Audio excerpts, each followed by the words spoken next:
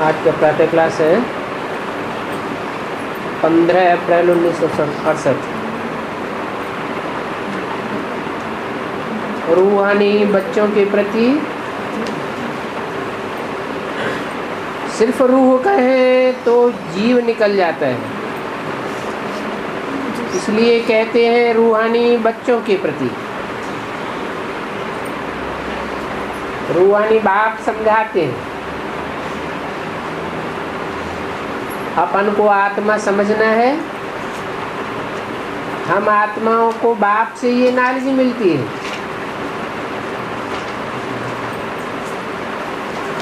और आत्माओं के बाप से ही नॉलेज मिलती है। इसलिए बच्चों को देही अभिमानी होकर के रहना है। इसलिए रहना है कि रूहानी बाप से रूहानी नॉलेज मिलती है। बाप आए ही हैं बच्चों को ले जाने के लिए। ले जाना अर्थात रूहों के धाम में ले जाना, तो रूह तो बनना पड़े। बल सतयुग में भी तुम आत्माभिमानी रहते हो, परंतु वहां परमात्मा अभिमानी नहीं रहेंगे।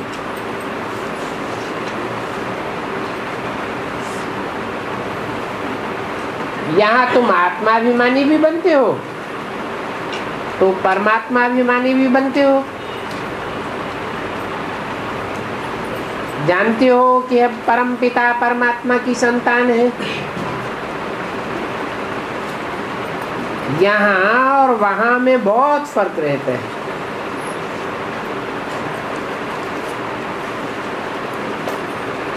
यहाँ तो है पढ़ाई, वहाँ नई दुनिया में पढ़ाई की कोई बात नहीं होती। यहाँ तुम हरेक अपन को आत्मा समझते हो और जानते हो बाबा हमको पढ़ाते हैं, इस निश्चय में रहकर सुनेंगे तो धारणा अच्छी होगी, आत्माभिमानी बनते जाएंगे। तो इस अवस्था में टिकने की मंजिल बहुत बड़ी है। घड़ी घड़ी भूल जाते हैं। बाप तो कहते हैं गृहस्थ व्यवहार में रहकर अपन को आत्मा समझो।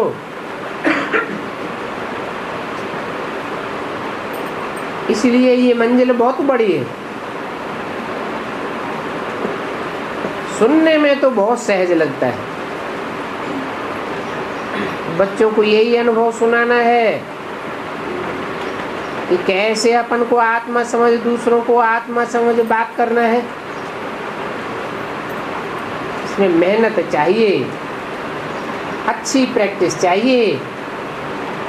बाप कहते हैं मैं भले से शरीर में हूँ, परंतु मेरी यह असल की प्रैक्टिस है। मैं बच्चों को आत्मा ही समझता हूँ और आत्माओं को ही पढ़ाता हूँ। ये तो है कि भक्ति मार्ग में भी आत्मा ही पार्ट बजाती है, और पार्ट बजाते बजाते पतित बनी है, क्योंकि वहां आत्मा का ध्यान तो रहता नहीं, देह भान में रहते हैं। अभी फिर तुमको आत्मा की याद में पवित्र बनना है। सो जब तक बाप को परमात्मा समझकर याद नहीं करेंगे तो पवित्र कैसे बनेंगे। इस पर बच्चों को बहुत अंतर्मुख होकर के याद का अभ्यास सीखना है। नॉलेज तो बहुत सहज है, बाकी ये निश्चय पक्का रहे हम आत्मा पढ़ती हैं और बाबा हमको पढ़ाते हैं, तो धारणा भी होगी और कोई भी विकर्म भी नहीं होंगे। ऐसे नहीं कि इस समय तुमसे कोई विकर्म नहीं होते हैं।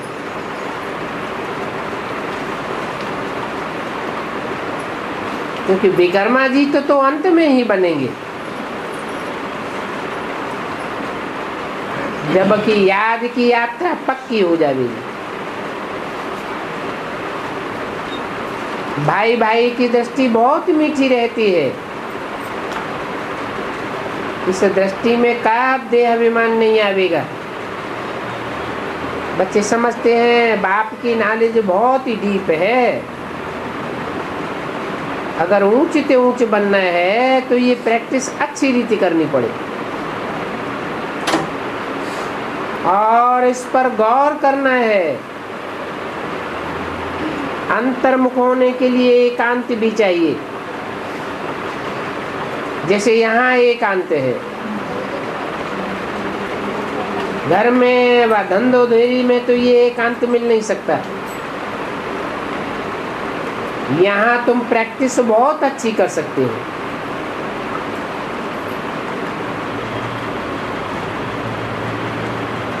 ये नहीं कहा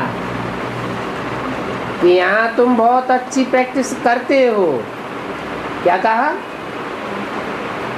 बहुत अच्छी प्रैक्टिस कर सकते हो। आत्मा को आत्मा को देखना है, अपन को भी आत्मा समझना है। ये प्रैक्टिस यहाँ करने से फिर आदत पड़ जाएगी। अपने पास इस बात का चार्ट रखना चाहिए, कहाँ तक मुक्त हम आत्मा अभिमानी बुद्धि बने हैं। हम आत्मा को ही सुनाते हैं, आत्मा से ही बातचीत करते हैं। तो ये प्रैक्टिस बहुत अच्छी चाहिए। बच्चे समझते हैं ये बात तो बरोबर थी, देह अभिमान निकल जाए और हम आत्मा अभिमानी बन जाएं, धारणा करके और कराते जावे। कोशिश करके अपन को आत्मा समझ बाप को याद करना, ये कोई साधारण बात नहीं है। ये चार्ट बहुत डीप है। बड़े बड़े महारथी भी समझते होंगे। बाबा दिन प्रतिदिन जो सब्जेक्ट्स देते हैं विचार सागर मंथन करने के लिए, ये तो बहुत बड़ी बड़ी पॉइंट्स है। फिर कभी भी मुख से उल्टा सुल्टा अक्षर नहीं निकलेंगे। भाइयों भाइयों का आपस में बहुत प्यार जाएगा। और बाप की महिमा को तो जानते ही हो। कृष्ण की महिमा अलग है, बाप की महिमा अलग है। कृष्ण को तो कहते हैं सर्वगुण संपन्न, 16 कला संपूर्ण, संपूर्ण हिंसक, मर्यादा पुरुषोत्तम। परंतु कृष्ण के पास ये गुण कहाँ से आए, ये सफीलस कहाँ से आई? बल उनकी महिमा अलग है, परंतु सर्वगुण संपन्न बनना तो ज्ञान के सागर बाप से ही है ना। तो अपनी जांच बहुत रखनी पड़ती है। कदम कदम पर पूरा पोता मेल निकालना होता है। व्यापारी लोग सारे दिन की मुरादी रात को संभालते हैं। तुम्हारा भी ये व्यापार है। रात को सोने के समय अपनी जांच करनी है। हमने भाई भाई समझकर बातचीत की, कोई को भाई नहीं समझा तो दुख तो नहीं दिया, क्योंकि ये तो जानते हो हम सभी भाई भाई हैं और क्षीर सागर की तरफ जाते हैं। ये दुनिया तो विषय सागर है। तुम अभी न रावण राज्य में हो न राम राज्य में हो, तुम तो बीच में हो। तो अपन को आत्मा समझ बाप को याद करने का पुरुषार्थ करना है। देखना है कहाँ तक हमारी वो अवस्था रहती है। भाई भाई की दृष्टि बनी रहे, सभी भाई भाई। इस शरीर से हम सभी पार्ट बजाते हैं। आत्मा जानती है ये शरीर विनाशी है, आत्मा अविनाशी है। तो हमने 84 जन्म का पार्ट बजाया है। अभी फिर बाप आए हुए हैं, कहते हैं माम एकम याद करो और अपन को आत्मा समझो। आत्मा समझने से भाई भाई पक्का हो जाएगा। बाप के परिचय के सिवाय और कोई पार्ट न बजाओ। प्रेरणा आदि की तो बात ही नहीं है।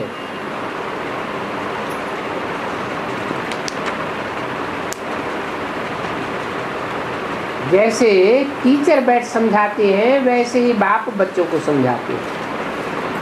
तो ये विचार की बात है ना, इसमें टाइम देना पड़ता है। बाप ने धंधा आदि करने के लिए तो कह दिया, लेकिन याद की यात्रा भी जरूरी है। अपन को आत्मा समझ बाप को याद करना, इसके लिए टाइम चाहिए, टाइम निकालना भी चाहिए। सर्विस भी भिन्न भिन्न प्रकार की है, कोई भी टाइम निकाल सकते हैं। जैसे जगदीश बहुत टाइम निकाल सकता है, बहुत ही प्रैक्टिस कर सकते हैं, मैगजीन में भी शिक्षा दे सकते हैं। इसमें भी ऐसी युक्ति से लिखना चाहिए कि यहाँ हमको बाप को याद करना होता है, एक दो को भाई भाई समझना होता है। बाप आकर सभी आत्माओं को पढ़ाते हैं। आत्मा में दैवी गुणों के संस्कार अभी भरने हैं। मनुष्य पूछते हैं भारत का प्राचीन योग क्या है, तुम समझा सकते हो, परंतु तुम अभी बहुत थोड़े हो और तुम्हारा नाम अभी निकला नहीं है। ईश्वर योग सिखाते हैं तो जरूर उनके बच्चे भी होंगे, और वो बच्चे भी याद की बात जानते होंगे। ये किसको भी पता ही नहीं है कि निराकार बाप कैसे आकर के पढ़ाई पढ़ाते हैं, खुद ही समझाते हैं। मैं कल्प कल्प संग में ऊपर आता हूँ, आकर के सुनाता हूँ कि मैं ऐसे ऐसे आता हूँ, किसके तन में आता हूँ, इसमें भी कोई मुझने की बात नहीं है। ये बना बनाया ड्रामा है, और आते भी एक में ही हैं। कोई सर्वव्यापी की बात नहीं है, क्योंकि राइट बात तो एक ही है, प्रजापिता ब्रह्मा द्वारा स्थापना। वही मुरब्बी बच्चे पहले पहले बनते हैं।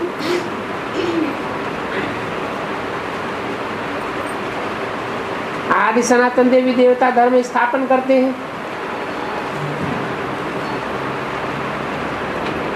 फिर वही पहले नंबर में आते हैं। इस चित्र पर समझानी बहुत अच्छी है।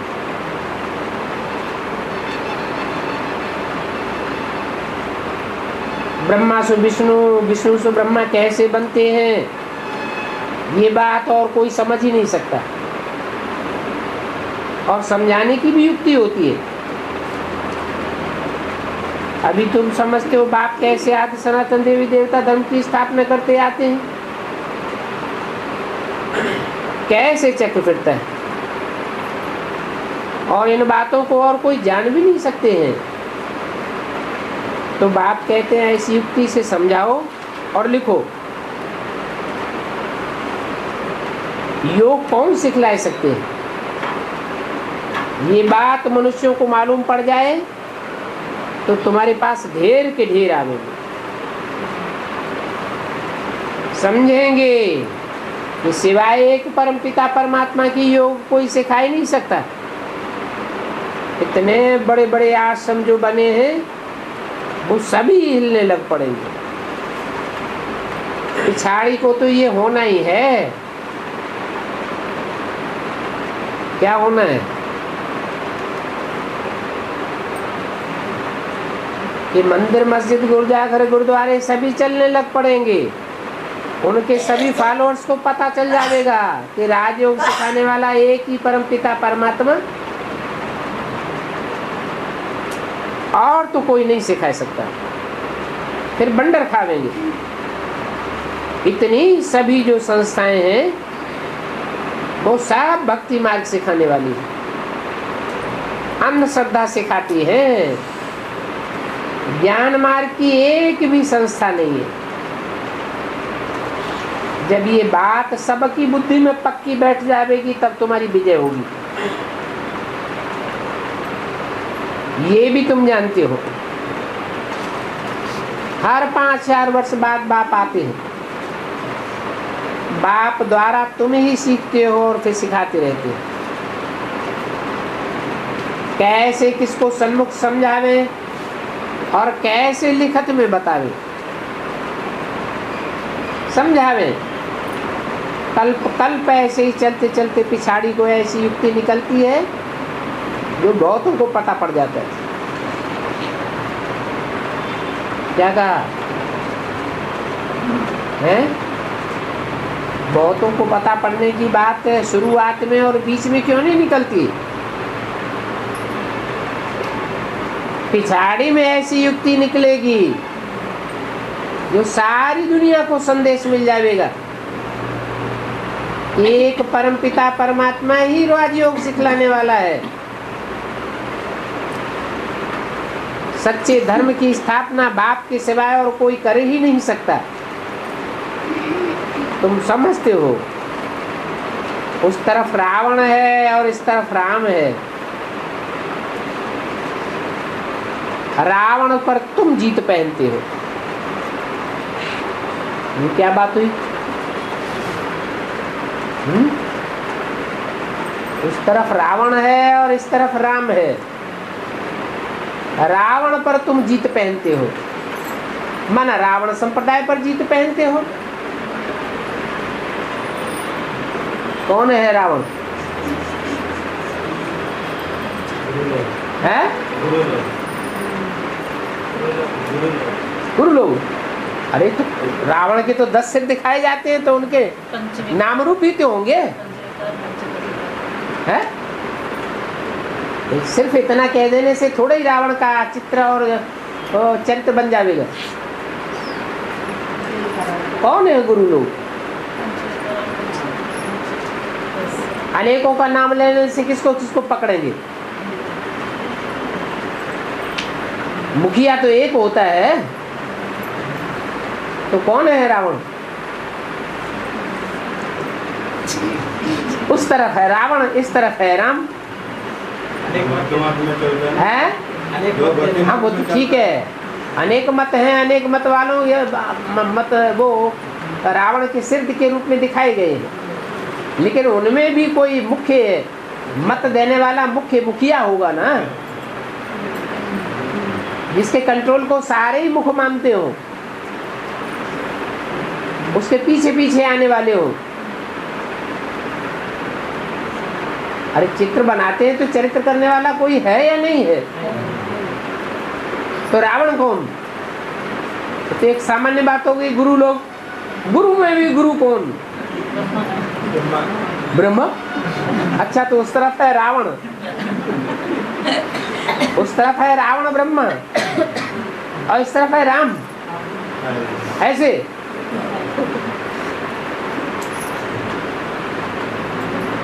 क्यों? ब्रह्मा को रावण क्यों कहा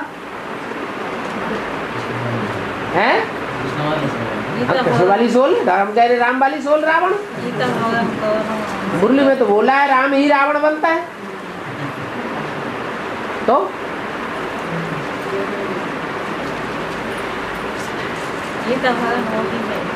रावण का चित्र बनाते हैं तो 10 सिर रावण के दिखाते हैं, 5 मंदोदरी के 5 पुरुष मुख, 5 स्त्री मुख, और उनका मुखिया कौन दिखाते हैं? उनके ऊपर भी एक मुखिया दिखाते हैं, गधा, देवान रूपी गधा। बार बार उसको समझाओ गीता का भगवान कृष्ण नहीं है, फिर भी कृष्ण बन के बैठ जाएंगे।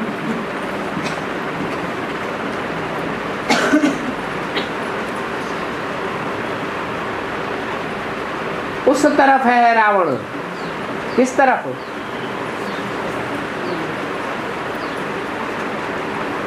अच्छा, इस तरफ की पाला में आखिरीन कितने होंगे?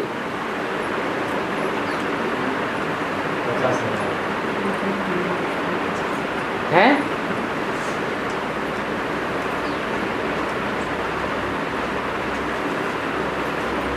उस तरफ की पाला में कितने और इस तरफ की पाला में कितने?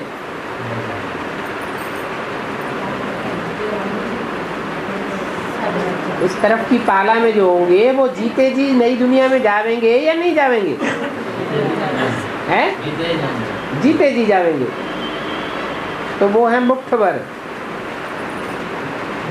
और कहाँ 500-700 करोड़ की दुनिया, उन सब का मुखिया है रावण। तो राम संप्रदाय और रावण संप्रदाय,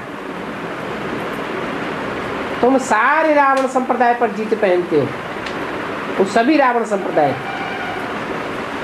और तुम ईश्वरी संप्रदाय के कितने थोड़े हो। भक्ति मार्ग का देखो प्रचार कितना है, कितना शोर शराबा है। जहां जहां पानी देखते हैं वहां मेले मलाखड़े लगाते रहते हैं। कितना खर्चा होता है, और फिर उसमें कितने डूबते हैं, मरते हैं। यहाँ तो वह मरने डूबने की बात ही नहीं है। फिर भी बाप कहते हैं आश्चर्यवती मेरे को पहचानती, सुनंती, सुनावंती, पवित्र रहंती, फिर अहो मोह माया मेरे द्वारा सारा ज्ञान सुनंती, फिर भागंती हो जाते हैं, माया से हार खा लेते हैं। कल्प कल्प ऐसे होता है, हार खावंती भी होते हैं। माया के साथ युद्ध है, और महाभारत का भी कितना प्रभाव है। ये सभी है भक्ति। भक्ति को तो चलना ही है।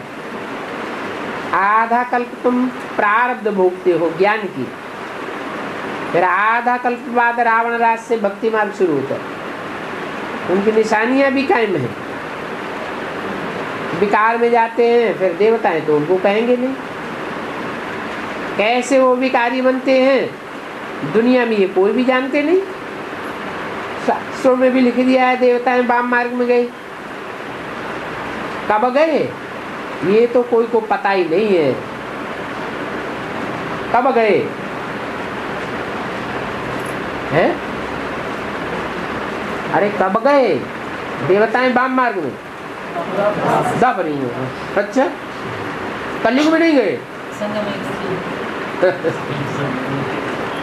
देवताएं थे कब? सतयुग त्रेता में देवताएं होते हैं। वास्तव में जिन देवताओं को पढ़ाई गई और पढ़ाई पढ़ने के बाद भूले, वो देवताएं सतयुग में थे या संगम युग में होते हैं? संगम युग में देवताएं देव आत्माएं ही पढ़ाई पढ़ती हैं, और पढ़ाई पढ़ते पढ़ते शूटिंग पीरियड में फिर भूल जाती हैं। देखो पापों का 100 गुना बोझ चढ़ता है, तो 100 गुने बोझ से दुनिया सारी हावी हो जाती है, बुद्धि दब जाती है। तो शास्त्रों में जो बातें लिखी है कहाँ की यादगार लिखी है? संगम युग की यादगार शास्त्रों में लिखी है कि देवताएं वाम मार्ग में गए। बाकी द्वापर युग की यादगार नहीं लिखी है कि वाम मार्ग में गए। तो कब गए ये समझते नहीं है। ये सभी बातें अच्छी रीत समझने समझाने की हैं। अगर वाम मार्ग में देवताएं न जावे तो दुनिया का पतन होगा। पतन की शूटिंग कहाँ से होती है? उत्थान की शूटिंग भी यहाँ होती है, तो पतन की शूटिंग भी यहाँ होती है। ये सभी बातें अच्छी रीत समझने की हैं और समझाने की हैं।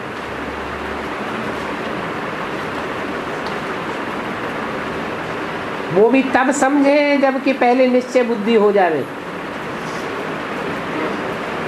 जो निश्चय बुद्धि होने वाले होंगे उनकी पहचान क्या होगी? है? निश्चय बुद्धि वाले बने हैं, उस बात की क्या पहचान होगी?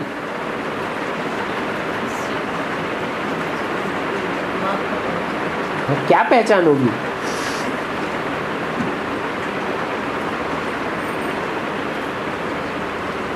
उनकी पहचान होगी, उनको झट कशिश होगी बाप की। बाप से मिले बगैर रह नहीं सकेंगे। तुमको कहते हैं ऐसे बाप से तो हमको भी मिलाओ। परंतु देखो कि मिलकर के जब घर जाते हैं तो उनको वो नशा रहता है,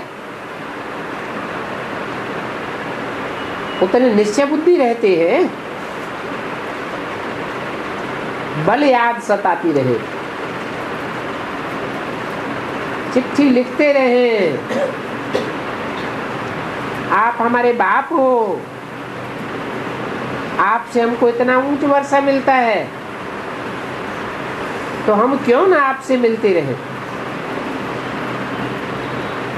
आपसे मिलने बगैर हम रह नहीं सकते।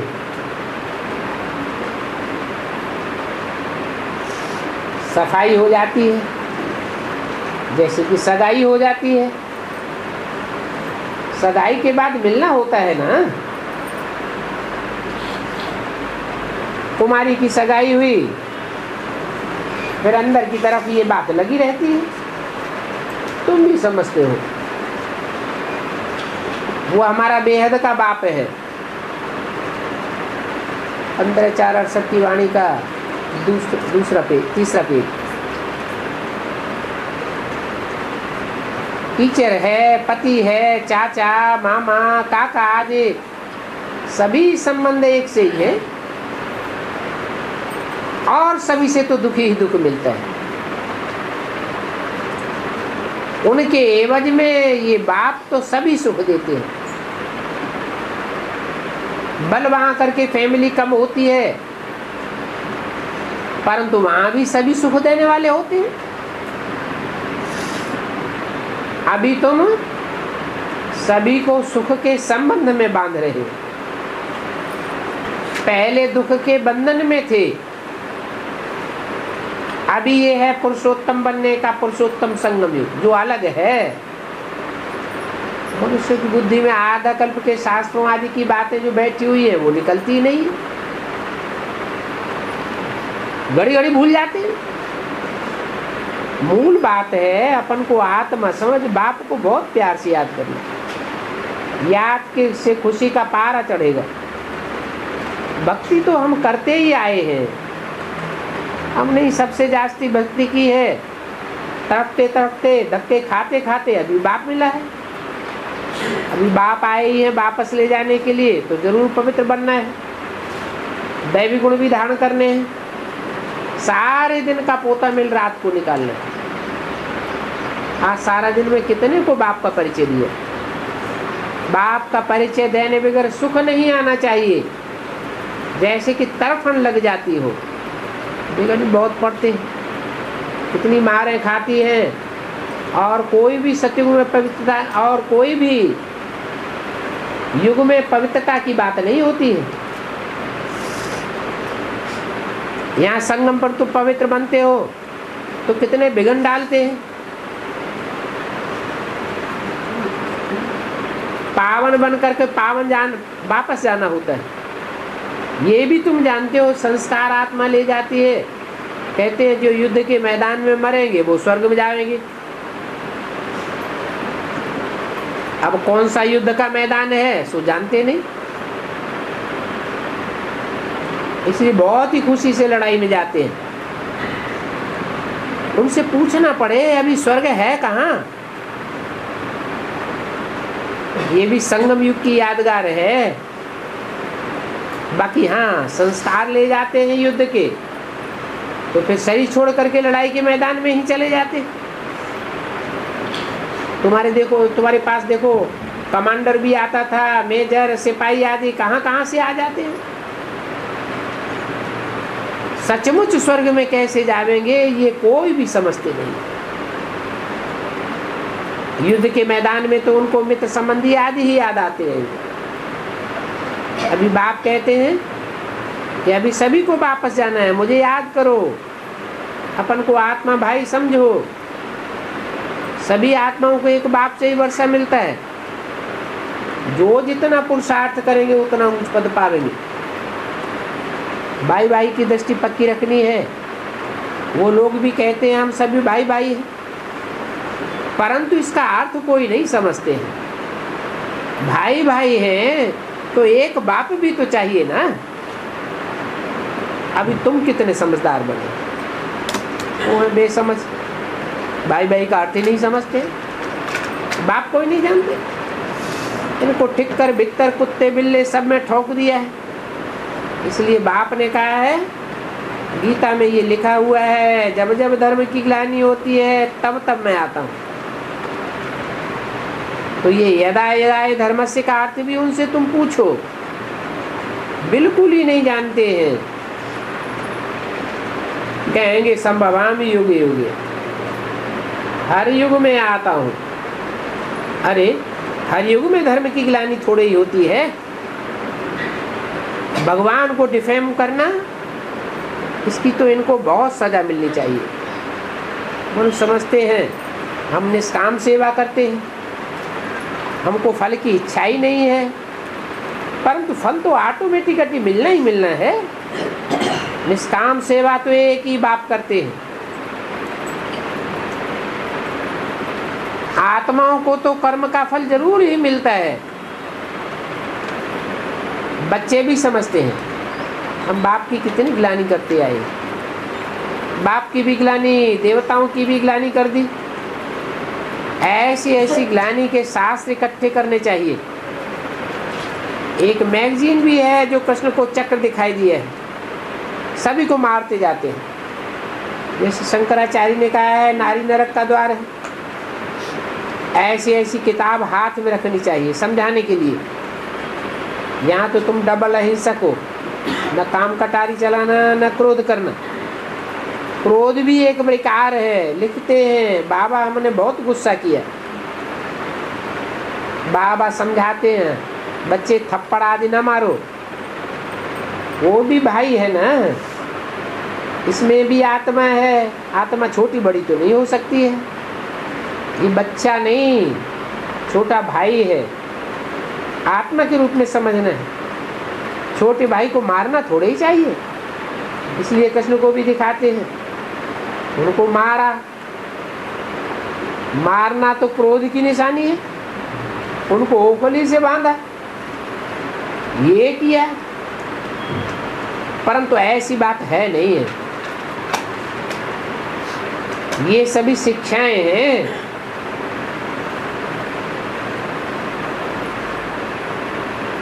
भिन्न भिन्न रूप से शिक्षाएं दिखाई हैं।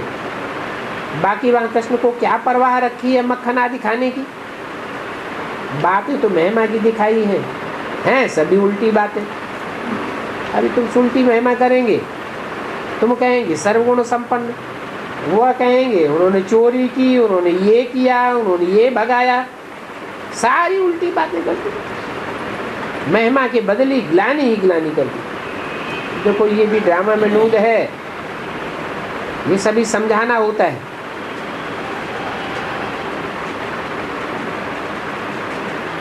अभी सभी तमो प्रधान हो गए हैं, ये बातें भी तुम बच्चे ही जानते हो।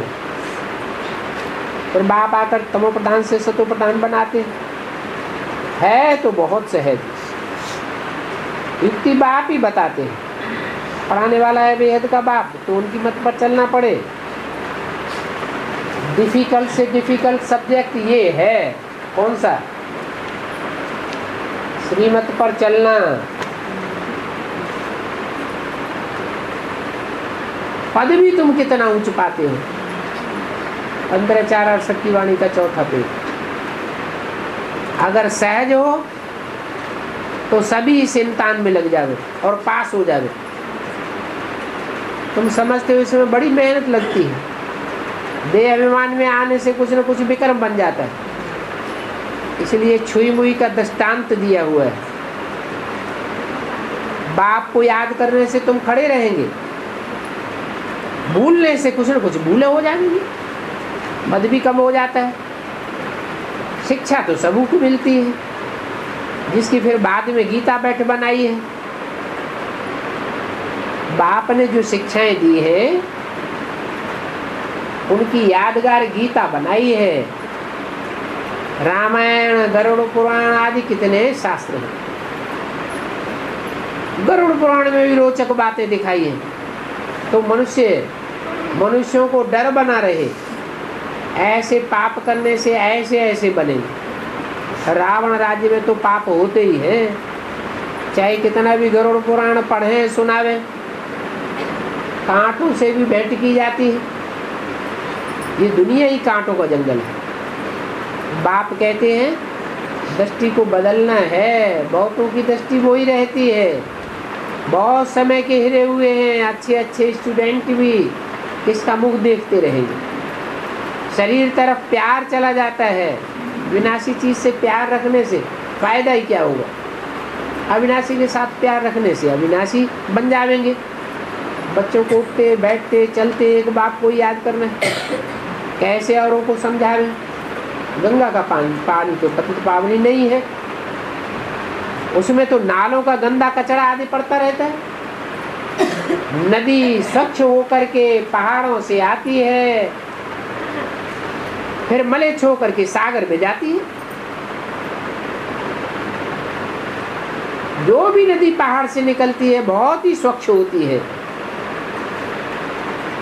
बर्फ देखो कितनी स्वच्छ होती है, एकदम साफ। पहाड़ों पर ऊपर बर्फ होती है ना,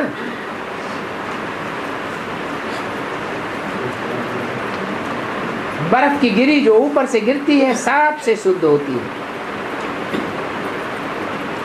डॉक्टर लोग उस बर्फ को बहुत इकट्ठा करते हैं, है वो बिल्कुल शुद्ध पानी। यहाँ तो अपनी आत्मा को शुद्ध बनाना है, कैसे है? शुद्ध ज्ञान। वो बर्फ का पानी कहाँ से लाए पहाड़ पे जाके?